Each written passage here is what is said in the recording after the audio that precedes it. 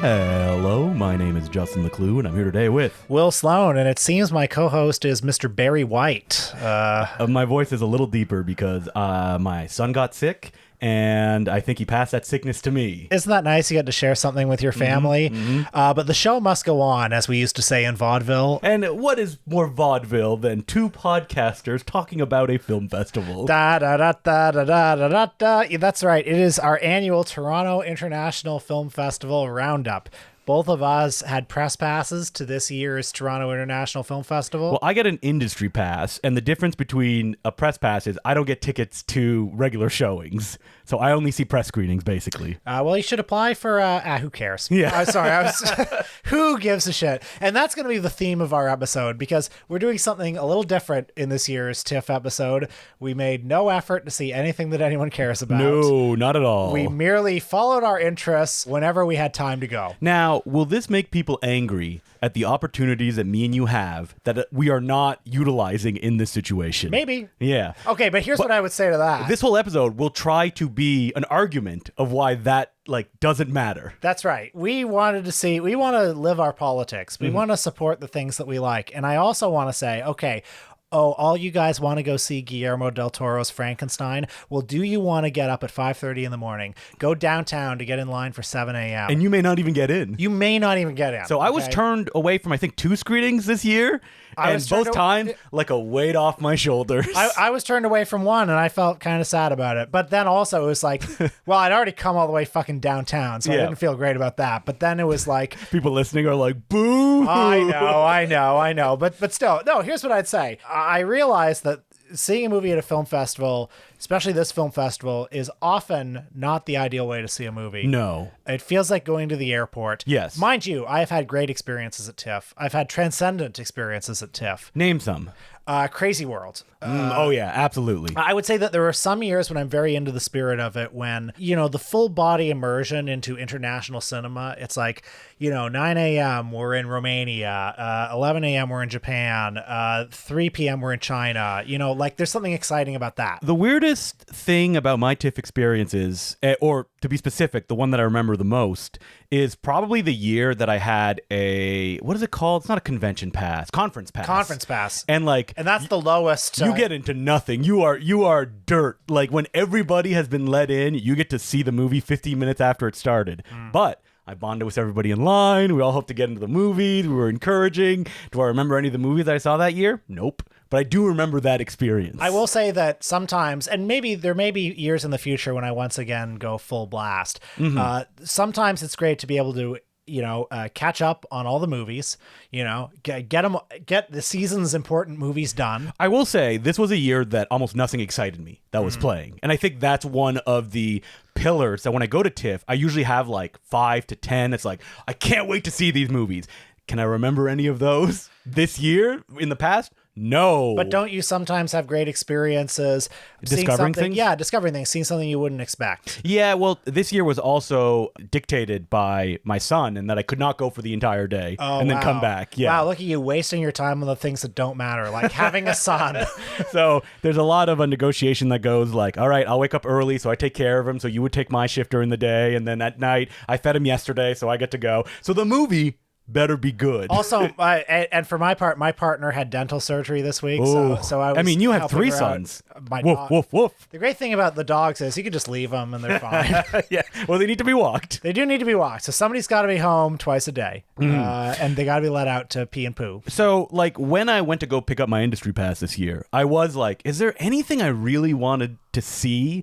And some of the films, the ones that Netflix are putting out, they are they hate being at a film festival. They're there under duress. So Netflix played all of their movies all at the same time. Interesting. Yeah. Well, because Monday morning they put every high profile the con movies, right? They put Chloe Zhao's new movie. They put Steven Soderbergh's movie. They put the one that I saw, which was the least appealing option, but it was the one I just happened to have a commission to review. Ballad of a Small Player, starring Colin Farrell. So you're seeing some of the big movies at the festival? Yeah, and Ballad of a Small Player is the exact kind of movie I swore I wouldn't see, but But again, somebody was kind enough to pay me to review Yeah, it. like $2,000, right? Yeah, let's just say the mortgage is over and done with. All right, well, okay, so we'll talk about every movie that we've seen in great detail. Actually, let's talk about. There are at least 2 movies we were very excited for, one of which was not even at TIFF. So let's start with the real highlight of TIFF. Oh, Midnight Dankness. Yes, so every year, the day before TIFF, our good friend Peter Kaplowski holds an event at the Royal Cinema in Toronto, which is no longer a cinema. But for many years, it is a cinema, but it is not a regular running cinema. there is a screen. Like the infrastructure is all there. Typically, instead, it's like comedians perform there now because whoever owns the place realized they can make a lot more money that way. Yeah. And I think it's also an editing suite. during the Yeah, day. that was actually its main income, even when it was running normally as a cinema. And the cinema was kind of like an extra thing that was going on during that period. And then the owner realized, what if the extra thing made money? So it's also a open all the time bodega kind of, but a fancy one. yeah, it's a bottle shop / fancy pizza restaurant in the lobby. So the one time a year I go now, which is for Midnight Dankness, it's navigating bottles of olive oil and balsamic sauce. And they're kind of like, ugh, why are you here? Stay to the left. Stay to the left. Yeah. Because the lobby has been completely taken over by all this stuff. But Midnight Dankness. So Peter, as we've said innumerable times on this podcast, he's the curator of the Midnight Madness program at TIFF, which is every night they play a culty or extreme or weird or wacky movie at midnight. Are we allowed to watch this? Is a thought that crossed my mind every time I watch a movie at Midnight Madness. But then there are movies that he either doesn't have the clout or the stamina to get into the festival. The bravery.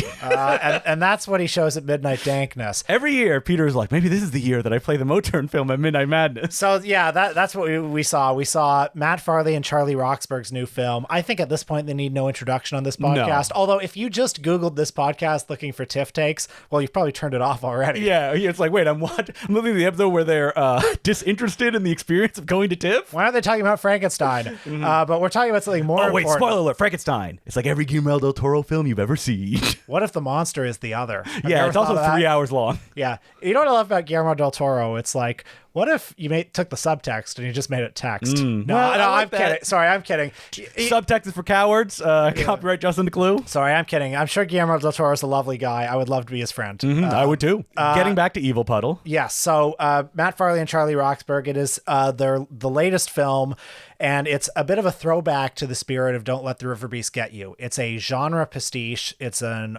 out-and-out comedy. The whole Moturn gang is back. All the various friends and parents and uncles and coworkers who star in their movies. As well as a cast of hundreds of new people. So their idea was to make an Irwin Allen style disaster movie, like in the neighborhood.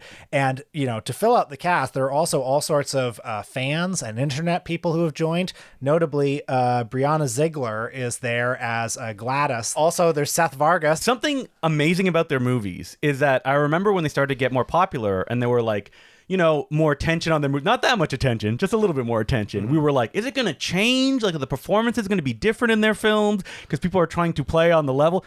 I think it's impossible, based on the way their dialogue is written, for it not to sound like all of their previous films. Well, yeah, I mean, the special alchemy of a movie like Don't Let the River Beast Get You was, it's the premise of what if, the sorts of movies that you made as a kid with your camcorder, you grew up and you kept making them, and you still had your uncle playing like the sheriff. You still had like your coworker or your friends playing like the minor characters. And I was wondering, because this movie has so many fans and internet people, I was wondering, like, would this like ruin the the magic? No, it doesn't. No, everybody in their world on the level. Yeah, and it's like there's something about the community barbecue feel of their movies that just like everybody is equal. And I always have to jump in when someone says, like, it's like the films you made as a kid. Yes, but if they were very carefully plotted and, like, beautifully structured. Because, like, a disaster movie there's, like, 7 threads running in this simultaneously. Oh, it's yeah. very hard to juggle.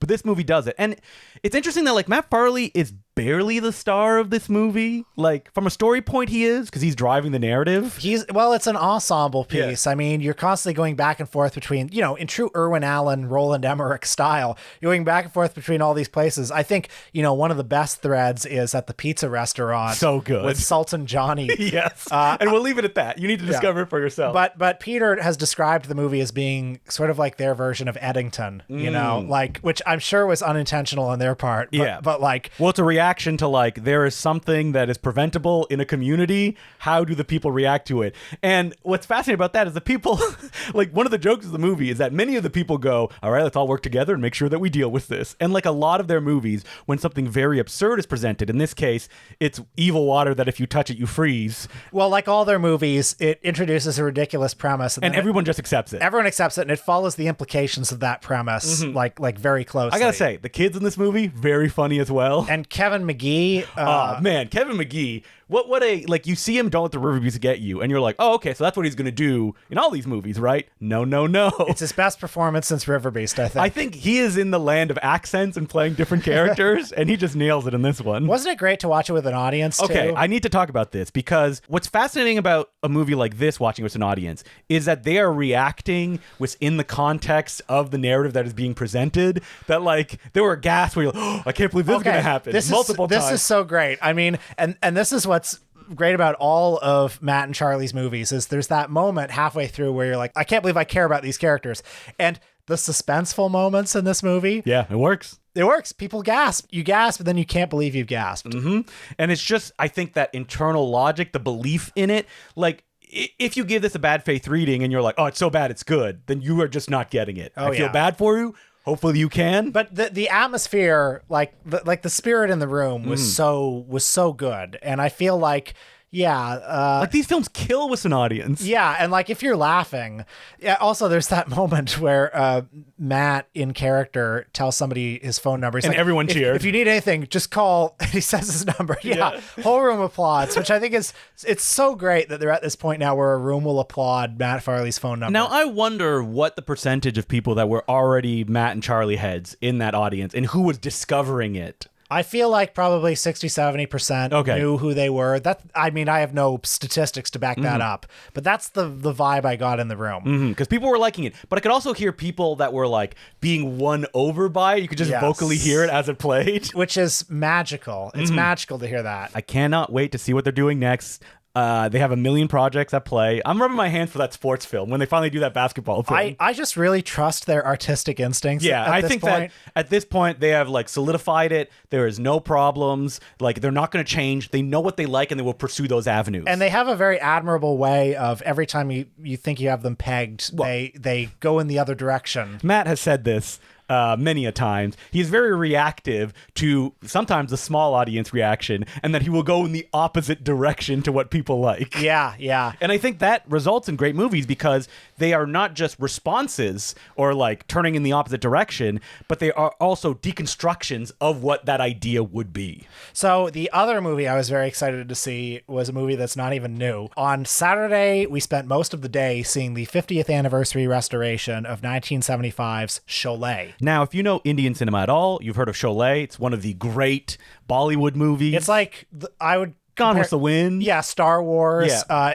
Just in terms of cultural impact. Now, I had seen this before, and I liked it. Did love it. Same, yeah. And I do think it is a movie that, if you grew up with it, you are connected with it on a level that me and you never will be. So I loved the experience of seeing this movie at Roy Thompson Hall with an audience that was at least 90% Indian, So first of all, the director, Ramesh Sippy, was there. Woo! Which is awesome. And then also, so one of the two stars of the movie, Dharmendra, apologies if I'm mispronouncing that, his son, Bobby Deol, who is a huge Indian movie star now, he was there sort of representing his father. Sadly, Amitabh Bachchan, not there. No, but he's old. He can't travel really that much these days. But it's fine. So it was cool to feel the audience love these guys. And then as the movie's playing, there are certain moments from having seen Sholay before, there are certain moments that I think of as iconic, like the two guys, on the motorcycle, the train thing at the beginning. But then throughout the movie, the audience starts chanting quotes all the way They through. love the villain of the movie. That's when they like burst, like quoting him, cheering. Yeah, and Gabbar Singh. Yeah. And periodically there will be like a line halfway through the scene where the whole audience will just like recite the line, and I'll be sitting there thinking, that line doesn't sound iconic to me. Yeah, but then it's like, when you think about it, you're like, smoking. It's like, if someone out of context is like, why is that funny? Yeah. Or like if you'd never grown up hearing about The Godfather and you heard, I'll make him an offer he can't refuse, would that seem iconic to you? Now, I will say those lines are iconic within the context of the scenes, and some of these lines were like in the middle of the scenes, and we were like, huh? They love the scene where he was drunk up on the water tower. Oh my God. The guy in front of us was quoting every single line. So the comic scenes in Cholet, and I guess Killed. Better than anything. They fucking loved the comic scenes, and I think they're funny enough. I mean, there are definitely parts of the movie where, like, I don't know, the comedy's a little basic, I think. I do love Cholet though, especially after having seen it with this audience. Watching it this time, I'm like, what do these action scenes remind me of? Oh, like a Robert Aldrich movie. That's what it feels like. That gritty, especially that like last climax with Amitabh, which is like so controlled, and like just the lack of music and the, impactful sounds throughout. Like, you can understand why it just popped. I'll just briefly explain, if any of our listeners are lost, what Cholet is. It's from 1975, as I said. It's 210 minutes long. In fact, the version we saw might have been longer. A little bit longer, not very much longer. But it is it's the story of these two young criminals, criminals, bandits, hoodlums, played by Dharmendra, and in his star-making performance, Amitabh Bachchan. No one has been cooler on screen than Amitabh in this movie. It opens with them. They're arrested, but they foil this train robbery. It's a spectacular scene. Immediately, they evade capture from the police who have locked them up. They have this rousing musical number where one of them's on the motorcycle, the other one's in the sidecar, but then, one climbs on the other guy's shoulders, and they sing a song about being friends forever. Eventually, they end up, and I'm not going to describe every scene, but they end up in a jail where there's a comical warden who has a Hitler mustache. See, this is the sauce that any other country would be like, we got to snip this out. What does it have to do with the narrative? And it's like, no. And so just all these scenes together will give you an idea of the experience of watching this movie. You have this thrilling, like, train robbery sequence with lots of stunts and action. You have a musical number about two guys being friends forever. Then you have a extremely broad comedy scene. The broadest with a guy with a Hitler mustache. And then the movie goes on like that. It's got a lot of Sergio Leone in it. Oh yeah, definitely, spaghetti western in its veins. And most of the plot is that these two guys, they end up at this small village that's been terrorized by a horrible leader of the bandit named Gabbar Singh, and they have to defeat him. Yep. And then somehow it's 4 hours long. Yeah, they hang around a long time in the village. There's a lot of comedy, a lot of music, and it's entertaining throughout. You can spot the iconic scenes even if you don't have the context, like, oh, when she dances on the broken glass. It was electric in the room during that scene, I mean, that's all in the climax too, where it really hits. And this version, so this is a movie that has been quoted to be remastered a million times. Well, I remember maybe 7 or 8 years ago, it was re-released in India. It got a big wide release in 3D, like fake, awful post-conversion 3D. And if you go on Amazon Prime right now and watch the movie, it's the 3D version, but not in 3D. So basically it just looks like you're watching it with sunglasses. It has this awful tint over it. And so I know that the film studio, like, they worked really hard on making this remaster, like years and years and years and years and years. The original elements don't exist. Yeah, not the negative, not the interpositive. So it looks spectacular. I mean, not enough grain. And yeah, that was an issue, is that, like, I mean, that's a tough thing to balance when you make a movie like this, is that you want it to look pristine. And oftentimes when you remaster something for wider audiences of a classic, you want to remove the grain because that's seen as a negative. But the grain is so part of it, and by removing it, there's something missing, and there's a plasticity there. Well, and there are always debates with restorations like this. There are people, like, especially if you want to, like, sell a movie to a streaming service. Yeah. The streaming services don't like grain. And I will say, no one cares, even though grain is really difficult from a compression standpoint, and it can look pixelated because there's not enough data going because there's too much information in the signal. These are minor quibbles, though. I mean, the movie looks spectacular, and it has a new ending now. Well, this is the big thing, is that the film originally ended due to issues in India at the time, the ending where the heroes kill the villain, which is a normal thing in all Indian cinema, oftentimes in the most violent way possible. But this particular film, the heroes don't kill the villain. He gets taken away by the cops. And the ending has been gone forever, but they found it and they put it back in the movie. And so now you can finally watch it with the murder that you want at the end of the picture. Anyway, a delightful experience. It's wild to see a director that seems older than time up on stage, probably having to watch the movie for the thousandth time. He looked pretty pleased, though. Ramesh Sippy, he seemed pretty happy to be there. I can't believe he directed a film a few years ago. Oh, also, this is the funniest part of it was Cameron Bailey comes out, the CEO of TIFF, and he says, and Mr. Sippy, he has generously donated 2 lobby cards from the original theatrical release of Sholay. And I'm sitting there like, are they going to auction them off? Are they going to give them away? And then Cameron Bailey says, and you can see them on request at the TIFF library. But who's doing that? Why would anybody? What, you're not even going to put them up somewhere? There's no room at the light box? Like, wouldn't you say, and you can now see them at the light box right now, and then you put them in storage afterwards? I mean, imagine going all the way to the TIFF library and saying, excuse me, can I see the Sholay lobby And they're card? like, here you go. And then it's like, I've okay, seen them. I could Google it. I don't know. Put them up on the wall, I say. All right, so what other stuff did you see, Will? Oh, The Road Between Us. No, I'm just kidding. Please call it by its original title. Out of Nowhere. Yeah. Oh. So, yeah. Well, first of all, what else did you see? Because you saw at least one absolutely spectacular event that I was sad I didn't go to. Oh, you're talking about In Conversation with Dwayne Johnson. That's right. Your next Oscar winner, folks. Okay, so this was offered to me. I made no interest in going after it, so I want to precede that, before I talk about going to the talk. Okay, but you were once a fan of The Rock. Love The Rock. Yeah. Love The Rock. And hey, he's on the Oscar trail now. He's not going to win that You Oscar. didn't see the fighting machine or whatever it's The called. Smashing Machine? Yes. No, because I know people who have seen it, and they said it's basically a weaker, almost shot-for-shot remake of the original John Himes documentary. Yes. And I haven't seen the documentary. So why would I go see the fictionalized version that uses the same filming techniques? It's shot like a dot. Why? I don't understand. I don't get it. Do I want Dwayne the Rock Johnson challenge? Dwayne the Jock wants him. Yeah, I couldn't get through it. To have an Oscar play to challenge himself? Yes, I would love that, because one of the reasons I fell away from liking him, other than him being a constant used car salesman when he doesn't have to be.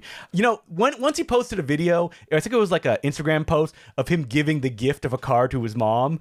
And I was like, you have been a millionaire for decades. You could do this every day if you wanted to. I think I'm out. The video that he posted on Instagram of him in his car 3 weeks after Black Adam came out, where he just keeps talking about the international box office numbers. So good. One of the least dignified things I've ever seen a celebrity do. As an actor, I think what I liked him is that he was weird. Yeah. And that he was giving his all early on in his career. So Southland Tales, The Rundown, even Faster, where he's playing a rough, and Fast Five, where you're like, I love this guy. I think Southland Tales really spooked him. Absolutely. Actually. In fact, he said in interviews how much, its bad reception at Cannes and being part of that was painful to him. So he tried to become the hero to everyone, and by consequence, being the hero to no one. Just bland, boring. How can we forget Tower, or whatever it was called? Yeah. Red One. God, so much. Red Heat, Red Wedding. I don't know. Just bad, bland, boring films that he would assure you every day on Instagram is going to be the best. You have never seen anything like that. And he's going to just, like you said, shake up the balance of power. So when several of those movies didn't work, I guess he got together with his team and he said, okay, I need to do a prestige play. Who's the most prestige director right now? The Safdie brothers? Let's do it. Mm-hmm. And they're like, well, you can only get one. I said, all right, I'll do it. That's good enough. I wonder who he reached out. I love that post that was, I'm making a movie with Martin Scorsese. And it's like, so you went up to Marty and you were like, hey, I have an idea for a movie. Marty's like, yeah, that's cool. I'll get to it. That was the weirdest announcement. What's the status of that? Who's going to not happening. Some Miami set crime thriller. Yeah. Noted Florida director Martin Scorsese. I don't know. Anyway, so I go to this In Conversation. I wonder what I'm expecting from this. This is something that TIFF does every year. Yeah, and in fact, they do it throughout the year. I think the only... have I been to any before Jackie this? Chan. And Andy Lau. Yes, Andy Lau. Those are the two. So, I saw another in Conversation, and the questions I asked myself is what is the value of something like this? First of all, it's very expensive. I think it's more than a movie ticket, isn't it? I guess that makes sense because you can see a movie anywhere, but you can't hang out with Dwayne The Rock Johnson unless you win a contest. So the value is seeing the person on stage, That's right. being in their press. That's it. And then if you pay another $10 to get to jerk off in front of them. Oh man, only $10? That's right. And he has to look and smile and be like, That's right. So The Rock comes out and he sits down. I'm fighting with every ounce to stay awake because he decides to like, I'm serious, Rock, now. And I'm going to talk in a very soft voice and answer the questions very thoughtfully in the way that I'm like... This is like Stallone in his glasses era. You remember that? It almost felt like a serious Jerry Lewis coming out. Yeah. Another issue with these in conversations is I would love if these were genuinely like just conversation, where they just talked about stuff, maybe went around like, oh, this is your new movie. What inspired you? What's going on? But it can't be. So, I mean, it could be. It just never will. A career-spanning interview where you would think they would go movie by movie through it. Incorrect. Oftentimes, it's very cherry-picked. I remember when I saw Guillermo del Toro do this, and I would say, Guillermo del Toro, great. Love to see him talk. Maybe one of the only in conversations I've seen. See, there's another one I saw where he was just like on the ball and like had interesting things to say. They skipped Blade 2. So it's like a very cherry-picked kind of like, you know, what is the stuff that is notable enough? So The Rock, try to guess what that would be. Okay, The Scorpion King. Yes. Scorpion King? Southland Tales? No. Oh, come on. I believe it went Scorpion King, and you made many other hits after that. And then Moana? Moana. Yeah. So okay, that's a big jump. Yes. What about Fast and Furious? Any of That those? didn't get mentioned once. Maybe he said, you do not bring up Fast and Furious. Maybe. And then, wait, it was Moana. Black Adam. Nope. Did not get, it was Moana, Jumanji, Oh, come on. and then Smashing Machine. And it was so, you could tell every question had been A-okayed by the Rock publicity team. He told the same boring stories. He's told, you know what? I did not know The Rock lived in Canada for a long time, and that's why he was in the CFL. Oh, he was a Sunshine Boy, too. He was? He was. There's a picture of him in the Toronto Sun That from rules. like 25 years ago as a Sunshine Boy. Yeah. Is there still Sunshine Boys? I remember I don't Sunshine think so. Girls. Sunshine Girl was page 3. Sunshine Boy was buried deep. And yeah, of course I knew. Come on, what do I look like? A guy who doesn't know where the Sunshine Girl was? And people are like, what is this? A girl in a bikini. That would be in the daily newspaper. Yeah. In our worst newspaper.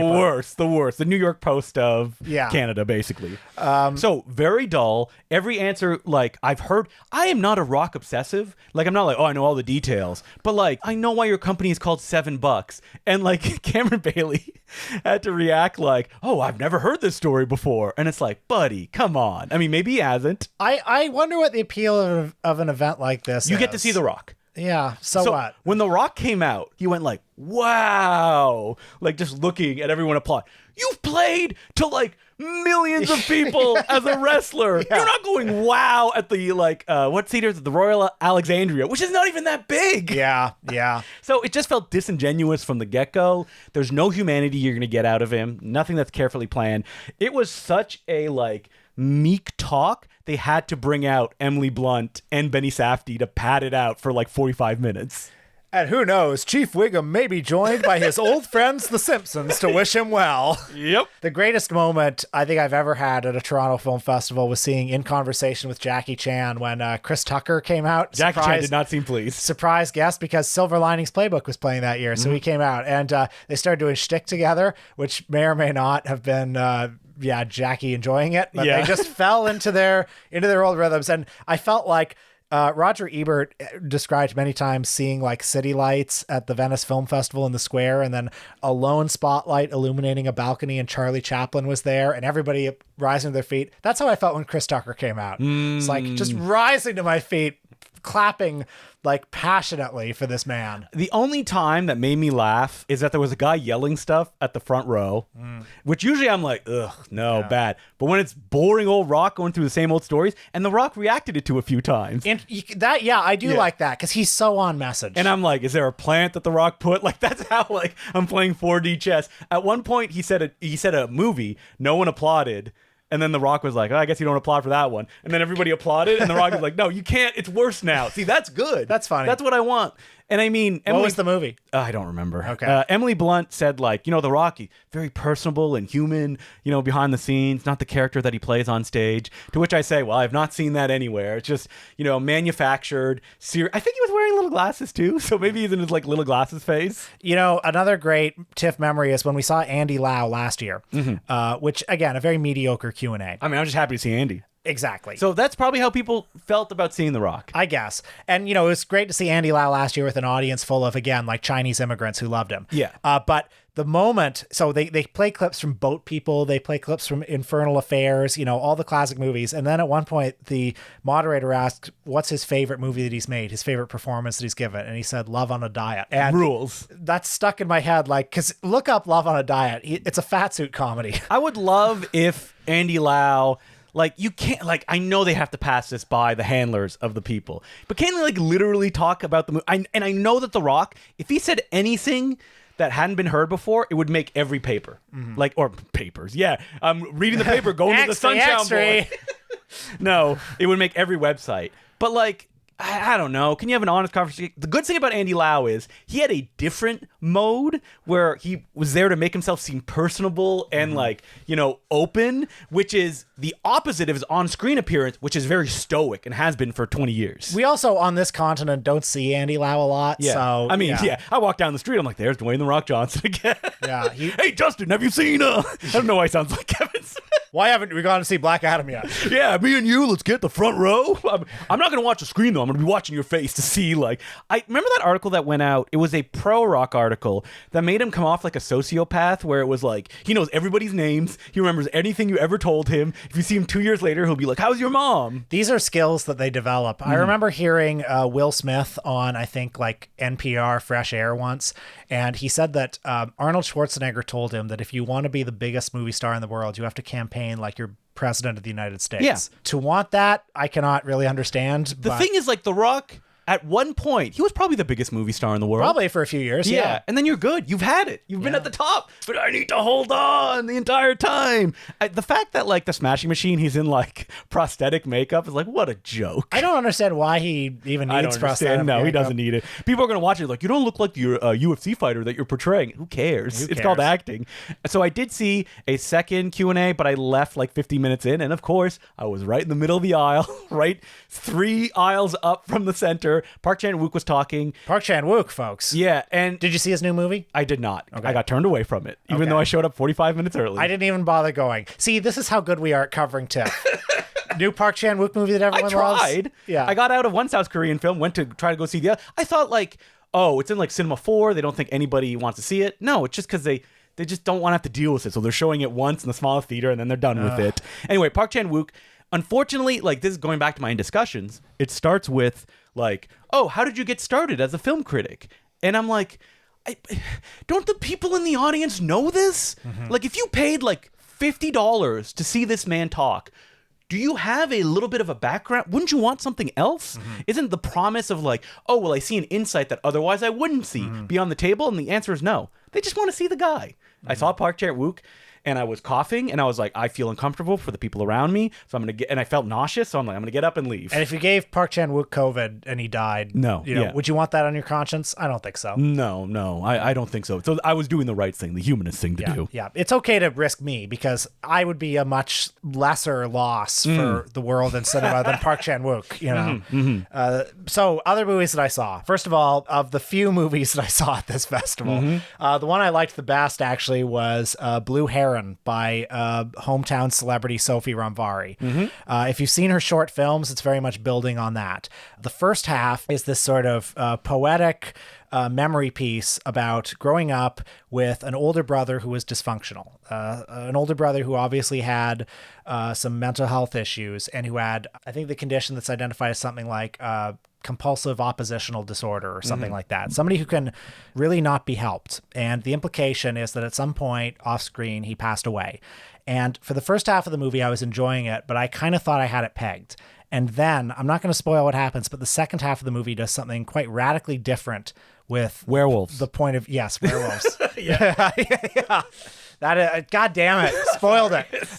I read it on Ain't It Cool News. Yeah. The second half does something very radically different with the point of view that sort of pulls the rug out from under you and also raises certain questions about the movie itself, about filmmaking and art making as an act of dealing with trauma, processing the past, engaging with the past. Fascinating. It is an extension of the work she's done before, which has often dealt with those subjects as well. It's funny, if you've seen Still Processing, which is the short of hers that did so well on the Criterion Channel, I think it kind of feels like an addendum to that. It's sort of like after you've made still processing and you're processing the experience of making that movie, this is the movie that comes out. I mean, The show about the show. Yeah. I mean, it's getting a lot of acclaim on the festival circuit, and I think it deserves it. So I saw a South Korean movie that I just watched blind because it was in the slot. Oh, I need to see something before I see Park Chan-wook's new film, which I did not end up seeing. And it was called Good News. All I saw was that it was about a hostage crisis on a plane. I'm like, well, it fits into the slot, so I guess I'll go see it.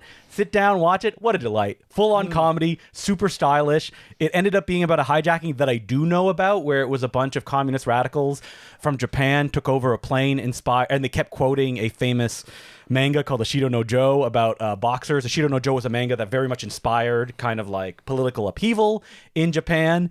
And it's just kind of like a satire about how the government is completely corrupt and incompetent at their job, and that it's up to basically a Columbo-like secret agent and a unknowing radar operator to in South Korea to help this Japanese flight, because they want to go to North Korea, and South Korea got involved, which led to, I don't want to spoil it. If you look on Wikipedia, you'll see what happened. It actually hits the main beats pretty closely, even though all the main characters are fictional. But it's the kind of film that, like, so much suspense of what is essentially oftentimes a comedy is wrung out of, like, they are sitting at a radar desk and they have to expand the radar past what is legally allowable. And the radar guy's like, I don't want to do that. I'll lose my license. Everybody like pulls guns on each other.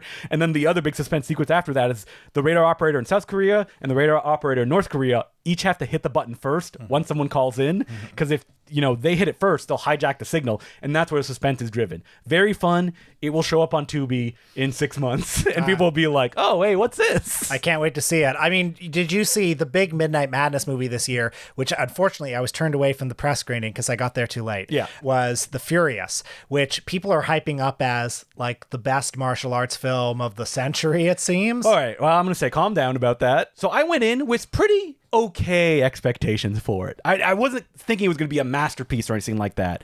It is directed by Kenji Tanigaki, who I do like, is an action choreographer in Japan. I've been following his career for 15 years. He's one of Donnie Yen's guys. He's often Donnie Yen's action choreographer when they make movies. And this is such a weird project because it's an entire cast pulled from like worldwide action films. So you have Ji Miao, who is, I don't want to say most famous for, but he is the kid in My Father is the Hero and New Legend of Shaolin. The Jet Li film. The Jet Li film. So he did that, and he does martial arts in those films for like 3 years. That was it. Like, it didn't last long, but it was Hong Kong, so they made 1 million movies. And then he came back like maybe a decade ago, and he is the king of streaming action films now. Oh, He's cool. like stars in all of them. In this film, he plays a mute father whose daughter gets kidnapped, and then he has to go after her. He teams up with who's never been cooler, Joe Taslim, who is in The Raid. He's like the second guy that's not eco. He speaks pretty good English, so you know he's appeared in like Fast and the Furious 6. He's in the new Mortal Kombat movie. He is in The Night Comes for Us. He stars in that movie. I see the movie also has Mad Dog from The Raid. It does have Mad Dog. It also has, and I want to get people's expectations in check, the star of Chocolate, Jija Yanin. She gets one fight scene at the beginning, and that's it. And then she's not in the rest of the movie. Okay, and so like, how good is the action? So it's a human trafficking movie. Yes. Along the lines of Sound of Freedom. I mean, is that ungenerous? I'm going to say, wait, who are the villains in the movie? I think they're just like gangsters. I don't think they're international. That's where it gets like scuzzy, when it's like, the Mexican cartel grabbed this young daughter. Okay, it's a human trafficking thriller that, again, I'm looking at my Letterboxd, I'm just seeing 5-star reviews and people saying this movie made love to me. I can't think of the last time I saw action scenes this good. Wow. That's what I'll say. Okay. Yeah. Okay. That like the climax is something that I have never seen before, which is 2 teams are fighting. So it's like 2 on 2. They're having this big breakdown, like big props, and then a 5th guy runs into the fight, and he has no allegiances. He's fighting everybody at the same time, and they keep switching, like, which 2 people are fighting them. And I only realized in this climax, I'm like, oh, that big guy is famous for YouTube shorts that I watched, like, 10 years ago in the Marshall Club. So this is, like, all top-shelf talent. And, boy, I love watching a movie and, like, is this the knowledge that I have? That during the first fight scene, I'm like, oh, I know who action choreographed. Like, I could just tell by the way it was action choreographed. It's, this is choreographed by Kensuke Sonomura, who has done a bunch of like V Cinema films that I've loved. And what he did, Baby Assassins. what he loves is like people start fighting and then they like kind of like lose their balance and the bodies become the weapon, and a lot of ground fighting and like just a bunch of wacky stuff. Yeah, this movie blew me away in just a huge audience reaction. I don't think it's like The Raid is so straight ahead and understandable and in some ways recreatable if you want to do action like The Raid. I do not know how people would do action like this because it's working on a level that is like so complicated and wild, and that like if you were trying to transpose it, it's like, oh, let's do an action film like that. You'd be like, I guess human trafficking. It's like it's only as good as it is because everybody working here is at the top of their level. Now, I do want to talk about a TIFF experience that this is the highlight of the whole festival, which is I asked Peter, I have a DVD for the director to sign. I don't know if he'll be around afterwards. Like sometimes they come out. Peter's like, I'll try to convince him to come out after, in front of the theater. Everyone came out. Every cast member, the director, they just hung out taking photos. Even the star of the movie from like mainland China, they just hung out for like 2 hours talking to anybody who came up to him. I went up to the villain of the movie, is played by a Japanese actor called Joey Iwanaga, who I mentioned on What We Were Watching because he stars in Dancing Karate Kid, a movie that I mentioned that no one has seen. I brought it up to him. He's like, oh man, thanks so much. I really appreciate it. That's sweet. And so these guys, including like the biggest streaming action star in China, who was just on the street. Just hanging out. Anyone could go up to him. I got spotted and someone went, are you Justin Decloux? Oh. And it was one perfect headshot from Twitter. And we chatted for like an hour afterwards about like the ins and outs of distribution of Hong Kong films in France. He went up to go see the mainland Chinese action star and was like, I really love your streaming action films. He mentioned a director and the guy was like, oh my God, I didn't know anybody like in North America watches these movies. This is like a classic Midnight Madness experience. That's what you want. So happy to where hear they're this. like not so famous, they would just whoosh, go out and they don't get mobbed enough that like it's, overwhelming. Even Mad Dog came out, just hung out and chatted with people who wanted to chat with him and take photos. Well, I don't have a story, but I will tell you the only celebrity sighting I made, which was I saw Judd Apatow hanging out outside the Scotiabank talking to people. Now, the only reason I bring this up is because I want to illustrate the levels of celebrity at TIFF. Judd Apatow is very famous. Everyone knows who he is. Charlie XCX gets whisked out. And taken somewhere. Judd Apatow can walk around. Yes. Maybe someone will spot him. Oftentimes people will maybe spot him and not say anything because they're like, what was that was me. Yeah. What am I going to say to Judd Apatow? I don't care.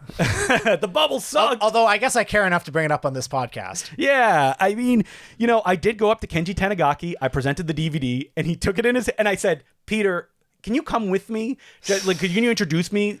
Because exactly what I thought was going to happen happened, which is he took the DVD in his hands and he went, I didn't direct this. And I went, yes, you did. And I took out the DVDs and I showed the back and it said directed by 10. And he's like, oh, yeah. He just didn't recognize the addition of it. Sure. That's what the issue was. Sure. But he was very nice. And that experience, sometimes you go to Midnight Madness, like, just everyone being polite. They're happy to be with everyone. No one's being whisked away. As I left, the other actors just left with me. They were just behind me walking to their hotel. Like, nice. That is the experience. I think that is the perfect minute. I don't care about seeing Dwayne Johnson, who just gets whisked away. And I understand Dwayne Johnson cannot just go wander into the audience afterwards. It's impossible for him. He's too famous. But there's things on that level. Like, this was a Saturday, too, that you can go and you can talk to the people. One perfect headshot was like, why don't you go talk to the mainland Chinese action star? And I was like, I don't have anything to say to him. Yeah. Like the Joey, I could go up to him and be like, I love your movie. And he spoke perfect English too. Yeah, Joey in this movie, he's so good because he just does kicks. And he said the director was like, I want a super kicker in my movie who's the main villain. We never get super kickers in movies anymore, so that's what you're going to do. And I asked him about what he has coming next. He's like, oh, I'm on a big Netflix series. And I was like, oh, do you do action? He went, oh, no, I don't, thankfully. Which just goes to show how difficult it is to do action in these movies.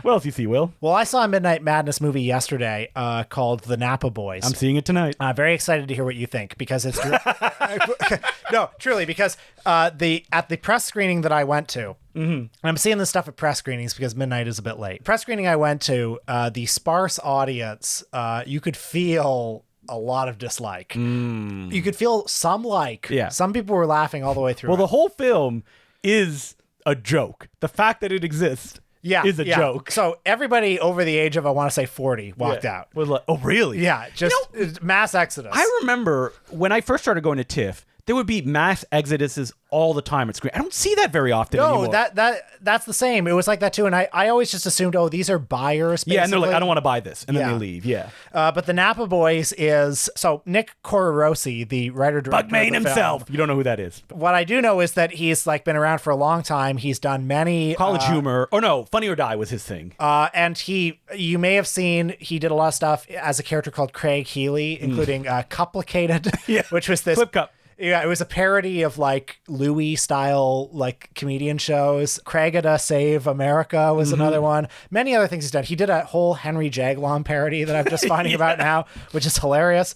And the Napa Boys is, what if the movie Sideways by Alexander Payne inspired an American Pie-like series of direct-to-video sequels. So it's like American Pie Bandcamp. It's like Sideways presents the Napa Boys. Now, sadly, it doesn't say Sideways presents in the final version because probably for legal reasons. Sideways isn't copyrighted, is it? Now, is it funny, though?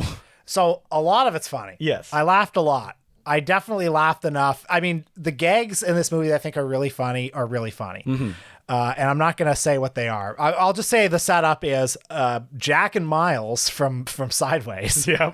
You know, who are off screen. The Thomas Hayden Church and Paul Giamatti characters are played by Nick Corrorosi. Oh, okay, so they do appear. Armin Weitzman. Yeah. They're in it. I don't know how I feel about like, this. Time to do another Napa Boys adventure. Okay. They've got a license plate that says, I hate Merlot. Yeah, so it's more like... So it's not really American Pie Bandcamp because those existed in the reality of American Pie, and Eugene Levy would play the same character. Yeah, that's right. This is more like... Oh, no, wait, sorry. It's Miles Jr. and Jack Jr. Oh, so it's... I guess the implication is it's the sons, but they behave exactly like. That I like. And they also pick up Stifler's brother, who I won't spoil the gag with him. Yeah. And I mean, the movie is... I mean, it's so... If you think Tim and Eric is irony pilled, like, where do you see this one? The entire movie, like, if I have a quibble about the movie, it's that there are points in it where I start feeling like, wait, what was the joke again? We're so deep in so many layers of irony. And this includes... and this is not a spoiler because they're billed prominently in the opening credits, but when Kevin Smith and Jason Mewes show up as Jay and Silent and you're Bob, like, the joke is that Kevin Smith and Jason Mewes are in this movie. That's right. It's not supposed to, I'm happy to see them. It's funny that they would appear in something like this. But then also, they're so committed. Yeah. They're acting as if they're in a Kevin Smith movie. And you start to think like, wait, are they in on the joke? What is the joke at this point? Who am I? What am I doing? Yeah. So anyway, I definitely recommend the Napa Boys. I love that it exists. It's very funny. And then there are long stretches where I was thinking, wait, what's the joke again? I'm very excited to see it at midnight, only because it'll be an audience of people that want to laugh. I'm curious about that. Oh, I also saw a new Steven Soderbergh movie. It's good. Yeah. It's his realest looking movie in decades. This is the Charlies. The Christophers. The Christophers, sorry. The Charlies is the spin-off. Why did I call it the Charlies? Yeah. Where it continues this world. Ian McKellen gets to monologue a lot, takes place in one location. And you see the Soderbergh movie every year. I do. There's always one. There's always one. No Hong Sang-soo movie this year, but we had Soderbergh. I think he made 2 or 3 movies this year. Just bananas. Or 2 or 3 were released. So let's talk about Nouvelle Vague by Richard Linklater. Because I saw it. You saw half of it. I had to go home because my son was sick and he was not doing too well. That's right. But I did see Blue Moon before that. His Ethan Hawke film about... Is that a TIFF this year? It was. Yep. Wow. Okay. So there was 2 Richard Linklater films. Ethan Hawke plays Lawrence Hart. He was the original creative collaborator with Rogers of Rogers and Hammerstein. And it's about the opening night of Oklahoma, which Lawrence Hart did not write. It really started the Rogers and Hammerstein kind of like dynasty. So it's about like this guy coming to terms with that. It's fine. Like Ethan Hawke gives a big performance. There's not much dramatic meat on the bones. It even starts with him dying. Like that's the first scene to be like, all right, let that be a pall over the rest of the movie. As you watch this kind of like not that dramatic stuff happening. It was very annoying in that biopic way where it's like he has a long conversation with a guy who is revealed to be the author of Stuart Little, and Ethan Hawke tells him a story about a little rat that he and the guy's like taking notes. Is there a little kid in the movie? He's like, my name's Stevie. And I was like, I even know that's Stephen Sondheim. Like, come on, what are we doing here? That reminds me of Shanghai Nights. Yeah. Chaplin, Charlie Chaplin. Wait, isn't there what are some funny versions of that? Arthur Conan Doyle is my name, and I'm thinking of a character called Sherlock Holmes. Is there a parody of that in Walk Hard or something? I'm thinking of. Oh, yeah. Well, I mean, there's the scene where he meets the Beatles, and they're constantly being I'm John Lennon from the Beatles. You know? Yeah. Oh, that's a good idea for a song. Speaking of which, I saw the other Linklater film, Nouvelle Vague, which is all about the production of Jean-Luc Godard's Breathless. It is done basically in the style of Breathless. It's shot in the Academy ratio, black and white, in the sort of slightly arch style that Breathless was done. You know, most of the movie is in French with English subtitles. I think it's shot on film on 60 millimeter. And what must be said about it is, as a attempt to recreate not just scenes from Breathless, but the general Breathless style, it is meticulous. It is. There are certain scenes in it that are uncanny how close they are. You're putting your hands up a distance from each other. I think the word you're looking for is hermetically sealed. Yes, and I think this is like one of the problems with it. I kind of enjoyed watching this movie. It's fine. I just wish there was an angle on it. Yeah. Like, there's no angle. It's like Richard Linklater is so happy to show you actors portraying critics at the Cahiers Cinema, but there's nothing else there. I mean, it's so obvious what his motivation was. Yes. He wanted to be in Breathless. Fine. Yeah. Who doesn't? Godard says all of his lines that he's famous for. What after the all you need is girls again. All I need to make a movie is a girl and a gun. Yeah, a lot of stuff like that. What I will say is the guy that he got to play Godard, a guy named Guillaume Marbec, who's only been in like one other movie. Yeah. I think he's excellent as Godard. I think to the extent that the movie has an angle on Breathless and its production and its author, I think the angle is you've got Godard, who's this like completely frustrating, slightly buffoonish guy whose every impulse is maddening and counterintuitive and also right. And he also happens to be a genius. And so throughout the movie, you see him doing these things that are like, why are you doing this? And then he made Breathless, you know? And so every single decision he made was right. Forever after that. Yeah, never made any other mistakes movie making wise at all. I mean, I liked the movie to the extent of, I mean, you know, to some degree, it's like a Wikipedia article. Yeah, on it film. is. See, that's why I enjoyed more. What was the other movie? I don't remember what it was called. The one by the guy who made The Artist. Oh, that one, Le Redoutable. Yeah, because that movie hated Godard. And I'm like, at least there's an angle on it here. I hear that. I still haven't seen that one. I know. And like Nouvelle Vague is like, if you like this, like you're not challenged. It's everything is nice. It's all the things you would want to see. Like, well, how about you make like a movie, give it from a perspective of someone that's not Godard? Yeah. Because you have no angle on Godard or any kind of way in. So like, why should I care about this? And if anything, I think the movie does Gene Seberg a little dirty by having her constantly like frustrated and complaining. But you know what? Godard's right. Yeah. Frequently watching the movie, like there will be a scene where, you know, you're seeing Seberg and Belmondo walking on the Champs-Elysees, you know, New York Herald Tribune, and Raoul Coutard will be having his camera hidden in like a mailbox behind. And I'm watching this thinking, do I really need to see the camera? Didn't the original movie kind of show me everything I needed to see? Yeah. And I kept thinking like, would I have been better off just like watching Breathless again? Yes. You know, because basically you just see Breathless as they're filming it. You know what would have been a great take on this material? Show me from the perspective of a French studio director reacting to La Nouvelle Vague. And that like he is either involved or on the outskirts and he's seeing all this happen and he's start the movie all like very like mannered and clean and start to shift it toward what like, you know, Shoot the Piano Player or Breathless look like as it goes on. I did like that Linklater gives you a sense of the broader ecosystem of French film culture at the time. And I especially love that there are moments where other directors get Marvel cameos, basically. Oh, yeah. I don't know if you probably didn't get to the scene where Robert Bresson shows up and he's like, oh, meet the world's most famous pickpocket. We're making a film about a pickpocket. Hate that. Don't like that at all. I just love that there's a movie like that that's going to be on Netflix where it's like, hey, you all know pickpocket. Hey, can I watch those movies Godard's made here? No. Yeah. You can't.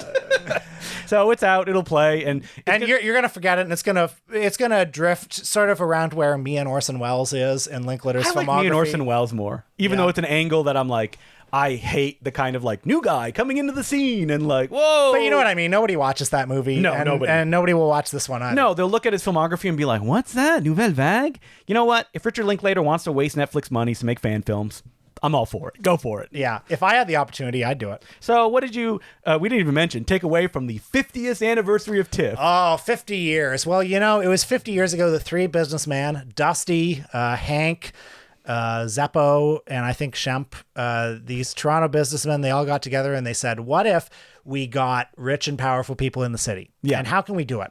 And we'll say, well, what if we show a bunch of movies and then we can kind of... And we will do world premieres? No. The whole idea of TIFF is that we're at the end of the festival season, so we'll take all of the big premieres and have kind of like a best of it. 10 years ago when it was the 40th anniversary, I wrote this oral history of TIFF. And it was... We all remember when that oral history dropped. Yeah, exactly. I did read it. I'm not... No, it's fine. It was one of the most boring things I've ever written, one of the most unpleasant experiences I've ever had writing anything, because it was just working a lot on something that was not interesting. Yeah. And then over and over, you're interviewing these people, and I remember I would hear these anecdotes. Probably there are good TIFF anecdotes, but I wasn't getting them. No, they're not going to say. They don't want to, get on the wrong side. But I remember, people saying something like, boy, I remember when The Big Chill played at TIFF, and you'd see Glenn Close and William Hurt shopping for clothes in Yorkville. And that's when I knew this was really the People's Festival. And I thought, somebody put a gun to my head and pull the trigger right now. So one of the things about TIFF early on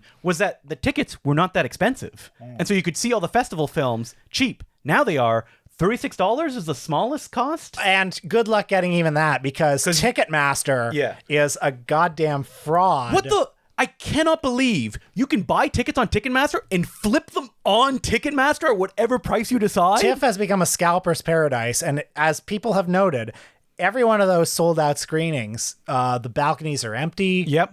Because all the scalpers bought the tickets. That's expecting to flip them. So I'm old enough to remember when you just go to the sort of TIFF ticket booth at Bay and Bloor, and you roll in and you get a ticket. And obviously there have always been like hot tickets. There have always been things that have been sold out, but it hasn't always been like this. And they've got to get rid of Ticketmaster. They're never going to do that. It's not going to happen. They should. As a friend said when I told him, the 50th anniversary, they should drop ticket prices down for some things, make it accessible to the city. He went, that's never going to happen. Yeah.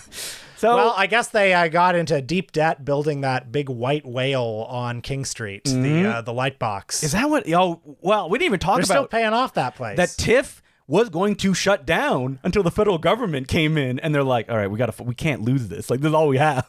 Keep on. Hey, trucking. I love it. I'll keep drinking that garbage.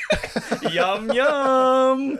Did I see any other movie? Probably. If I didn't mention it, I saw other movies. It's fine. Don't worry. So I did videos last year of me walking and talking, and I only did 7 videos last year. And I'm like, are those the only good movies I saw? Because I know I saw more than that going to the festival. But we should say it's also, I think, if you're coming into town and you want to do this, it may just be the experience of coming. Absolutely. You're going to a film festival, there's a bunch of people, it's fun.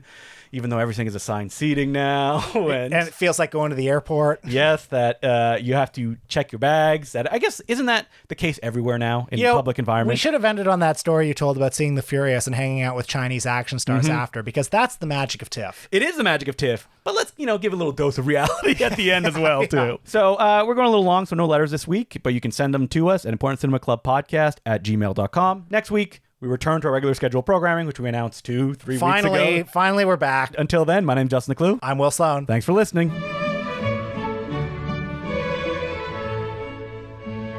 Now, you're probably tired of hearing us complain about, stuff that you like. I see so many movies. I'm so tired from seeing movies. But we're just going to complain a little bit more. I want to talk about the Criterion Closet. Okay. So here at the Toronto International Film Festival, for the first 4 days of it, we have a thing called Festival Street. I love this. I wish it went all week, that they shut King Street down. King Street shuts down. Sorry, streetcar commuters. But it becomes a big street festival. There are brand activations. You like those, right? Brand activations. It. Taking a photo beside John Candy's car from Planes, Trains, and Automobiles. Last year, I think there was a Nickelback concert. I'm really not selling Festival Street. But I went to go see UHF in the park one that's evening. Fun. That was fun. I like Festival Street. And it barely happened because the Queen died. Oh. I'm not being sarcastic. They literally had a talk where they're like, can we do screenings tonight and tomorrow?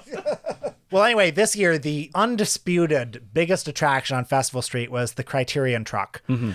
Big Criterion Collection truck with the mobile Criterion Closet inside. And there was a line. 2-3 hours. 2-3 hours to line up, to get your selfie inside the Criterion Closet and to pick your picks? Why?